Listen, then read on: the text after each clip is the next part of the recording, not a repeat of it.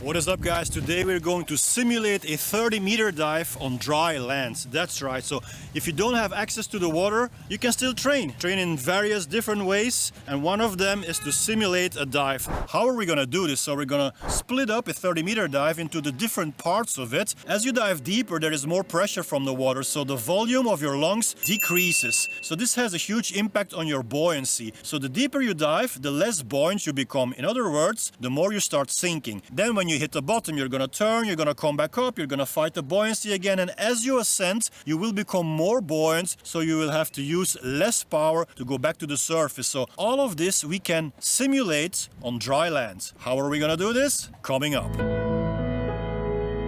What is up? Dry training for freediving, simulation of a 30-meter dive. If you are new to this channel, my name is Gert Leroy, helping you master freediving. And honestly, when I started freediving, my life has simply changed for the better.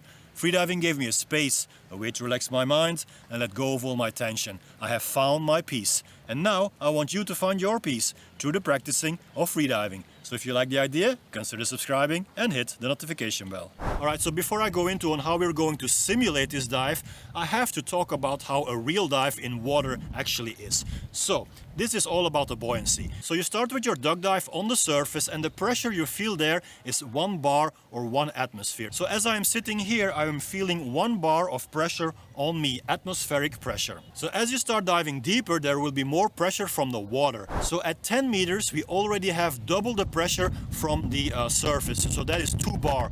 So that means that at 10 meters depth, your lungs are half the size, 50% of the size they are originally on the surface. That also means that if you have only half the amount of air in your lungs, then you are less buoyant, so you start sinking faster. So the first part of your dive between 0 and 10 meters, you are basically using most of your energy to fight the buoyancy. If you wouldn't be kicking or pulling on the rope, then it would be simply impossible to go underwater. So you're using your power to go down and fight the buoyancy. Once you arrive at 10 meters, more or less, this becomes easier because your lungs are already half of the volume. If you keep on going deeper till 20 meters, you will experience 3 bar. So on the surface we have 1 bar, at 20 meters we have 3 bar. That is 3 times the pressure of the surface, which means that your lungs will be compressed 3 times as much. So your lungs are 3 times smaller than on the surface. So between 10 and 20 meters, so that is between 2 bar and 3 bar, you will already feel that you are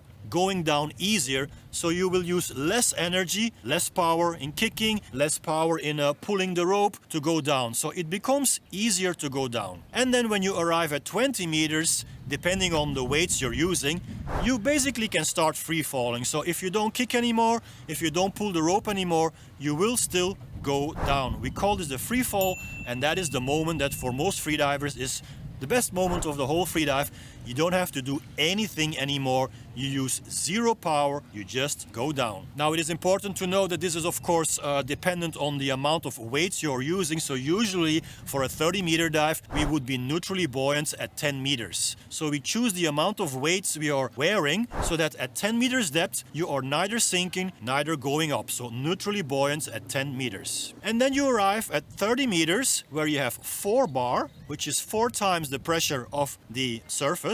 That means that your lungs are 4 times smaller than on the surface. So the volume of your lungs at 30 meters is only 25% of the original volume, 100% on the surface. That means that you are very much negatively buoyant. This is a 30-meter dive, so at 30 we're gonna turn, we're gonna swim back up, and you are very much negatively buoyant. So that means that starting from 30 meters, you're gonna have to use a lot of power again to fight this negative buoyancy and swim back up, either by finning or pulling the rope. As you ascend, you will feel less and less pressure of the water, so your lungs will expand more and more, you will become more and more buoyant, and at 20 meters, you will feel that it's already easier to go up than at 30 meters. And then you keep on going up, and at 10 meters, remember the buoyancy check, you are neutrally buoyant. If you keep on going up, you are positively buoyant.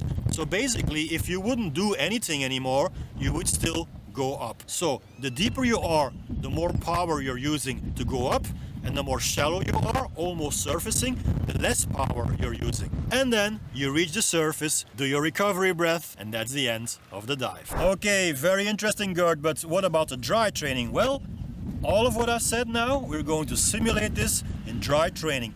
We're going to do apnea walks, but not just apnea walks. We are going to go through every stage of the deep dive that I just described. So just like in a dive in the water, you're gonna take your final breath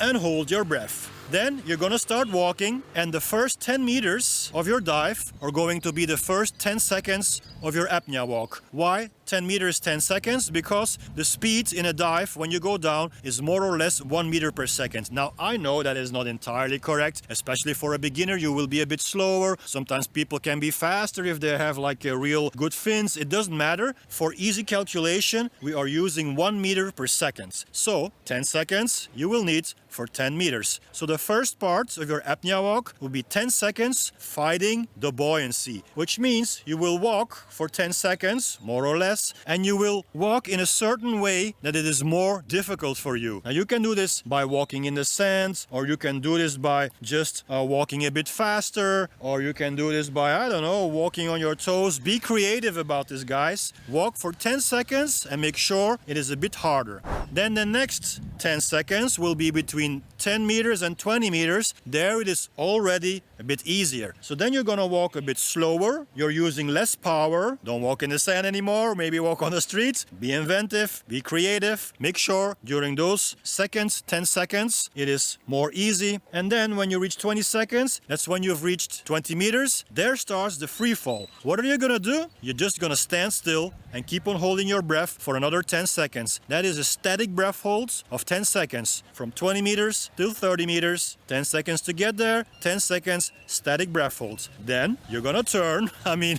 if you wanna turn, just turn around, it doesn't matter. So now you're gonna walk 30 seconds, and remember, when you start, you are at 30 meters depth. So you're fighting the negative buoyancy, you are using more power. As you ascend, as you go to 20 meters, then 10 meters, and eventually to 0 meters, the surface, things will become easier. So in the beginning of those 30 seconds, you're gonna walk faster. You're gonna use more force. You're gonna expend more energy, and then it's gonna become easier and easier. So you will walk in a slower pace as you reach the surface. If this would be too easy for you, you can simulate a 40-meter dive. So that would be 40 seconds down, 40 seconds up, which is in total 80 seconds or 1 minute and 20 seconds. So again, you start free falling at 20 meters, and from there another 20 meters until you turn, and then 40 meters back up. Please check out my video how to apnea walk. Just Google for Gert Leroy how to apnea walk. If you have any questions, let me know in the comments. That's it.